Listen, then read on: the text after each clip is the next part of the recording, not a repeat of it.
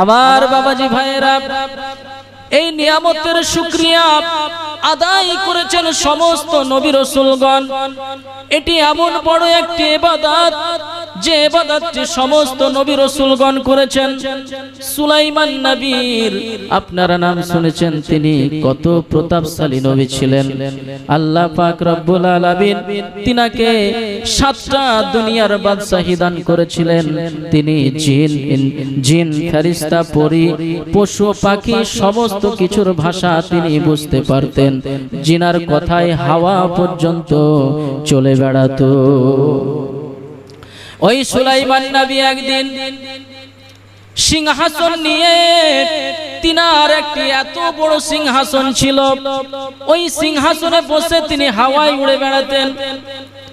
একদিন ওই সিংহাসন নিয়ে তিনি ভ্রমণে বেরিয়েছেন, সাথে আছে 1000 দৈত্য দানব, পরি বাবাজি ভাইরা, নর্তকী, অনেক কিছু আছে, কিন্নর রয়েছে।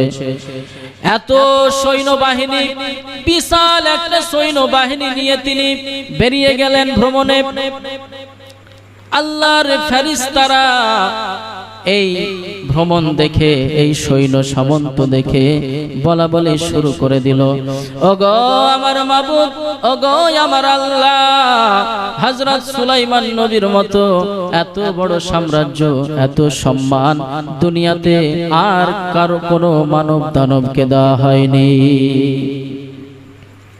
আল্লাহ পাক রব্বুল আলামিন তখন বলছেন, ওগো আমার ফেরেশতারা, তোমরা শুনে রাখো, আমি আমার সুলাইমান নবীকে ধন সম্পদ দান করেছি, সাম্রাজ্য দান করেছি, 7টা দুনিয়ার বাদশাহী দান করেছি। শুধু তাই নয়, আমি তাকে আমার পয়গম্বর বানিয়ে দিয়েছি। কিন্তু এত কিছু পাওয়ার পরেও বিন্দু মাত্র তার অহংকার নাই, সব সময় সে আমার শুকরিয়া আদায় করতে থাকে। ওরে আমার ফেরেশতারা শুনে রাখো, সে যদি এত কিছু পাওয়ার পরে আমার শুকরিয়া আদায় না করত, যদি অহংকার করত, আমি তাকে আকাশ থেকে পাতালের মধ্যে ফেলে দিতাম, আমি তার সব কিছু ধ্বংস করে দিতাম। বাবাজি ভাইরা, অহংকার করেছিল কারুন, নাম শুনেছেন আপনারা? কারুনের যে কত ধন সম্পদ আল্লাহ পাক রব্বুল আলামিন দিয়েছিলেন, যে ইতিহাসের মধ্যে, কোরআনের মধ্যেই পাওয়া যায় যে তিনার এত ধন সম্পদ রয়েছিল, তিনার গোডাউনে এত ধন সম্পদ ছিল যে ওই গোডাউনের যে চাবি, সেই চাবি বহন করতে 70টি উট লাগতো। জোরে বলুন সুবহানাল্লাহ। একবার চিন্তা করুন, শুধু চাবি বহন করতে 70টি উট লাগতো, তাহলে কত বড় আল্লাহ পাক রব্বুল আলামিন তাকে সম্পদশালী করেছিলেন, একবার চিন্তা করুন। ওই কারুন যখন মুসা নবী কারুনের বাড়িতে গিয়ে কারুনকে বলল, ও কারুন, তোমাকে যাকাত দিতে হবে, আল্লাহ পাক রব্বুল আলামিন তোমার জন্য যাকাত ফরজ করে দিয়েছে। কারণ বলল, কত টাকা দিতে হবে?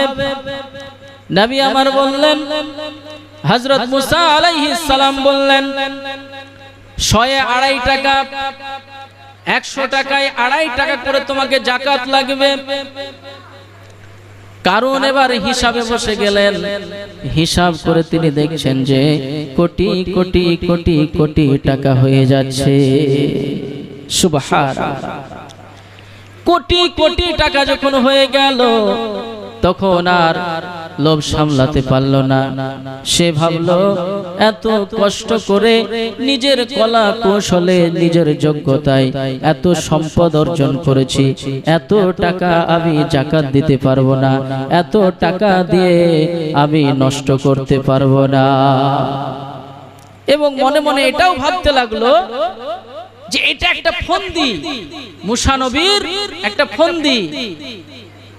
ও আমার এই ধন সম্পদগুলো যাকাতের নামে নিয়ে নিজে ধনী হতে চাইছে, এই ফন্দি তার মধ্যে চলে এলো। মুসা নবীর কাছে এসে বলছে, এত টাকা আমি যাকাত দিতে পারবো না, তুমি কি আমাকে বোকা পেয়েছো? তুমি আমার এই টাকাগুলো নিয়ে নিজে ধনী হওয়ার চেষ্টা করছো। তুমি অত বোকা আমাকে ভাবিও না, অত বোকা আমি নই। মুসা নবী বলছেন, ওরে কারুন, এটা আমি তোর কাছে চাইছি না, আল্লাহ পাক রব্বুল আলামিন দয়া করে মেহেরবানি করে তোমাকে সম্পদ দিয়েছে। এই সম্পদ থেকে আল্লাহ পাক রব্বুল আলামিন 100 টাকায় 2.5 টাকা গরিব দুঃখীদের জন্য দিতে বলছে। এটা আল্লাহর বিধান, এটা হলো ধর্মের একটা অংশ। অবশ্যই তোমাকে লাগবে। যদি তুমি না দাও তাহলে তোমার সমস্ত ধন সম্পদ বরবাদ হয়ে যাবে। কারণ তখন বলছে, তুমি আল্লাহর ভয় দেখাচ্ছো। আচ্ছা ঠিক আছে, মেনেই নিলাম। যেহেতু তুমি আল্লাহর ভয় দেখাচ্ছো, আমি তোমার কাছে একটা শর্ত রাখছি। তুমি হলে আল্লাহর পয়গম্বর, তুমি তোমার ভাই হারুনকে খেলাফত দিয়েছো। তুমি যদি আমাকেও খেলাফত দাও, আমি সব টাকা তোমাকে দিয়ে দিতে প্রস্তুত আছি।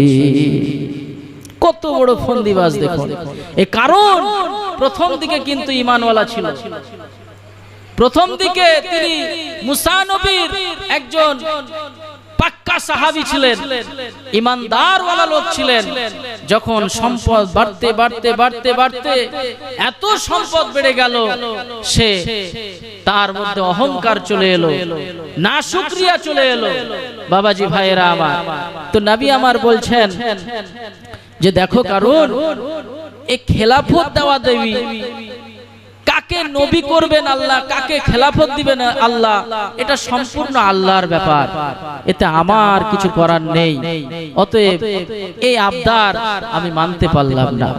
তো কারণ বলছে, তুমি যখন এই আবদার মানতে পারলা না, আল্লাহ যখন আমাকে খেলাফত দিবে না, তো আমি আল্লাহকে কেন সম্পদ দিতে যাব? আমি তো নিজের বলে, নিজের যোগ্যতায়, কলা কৌশলে আমি এত সম্পদ অর্জন করেছি। অতএব আমি 1 টাকাও আল্লাহর রাস্তায় খরচ করব না। জোরে বলেন নাউযুবিল্লাহ। মুসা নবী চলে গেলেন, কিন্তু কারণ মনের মধ্যে ফন্দি আটতে লাগলো।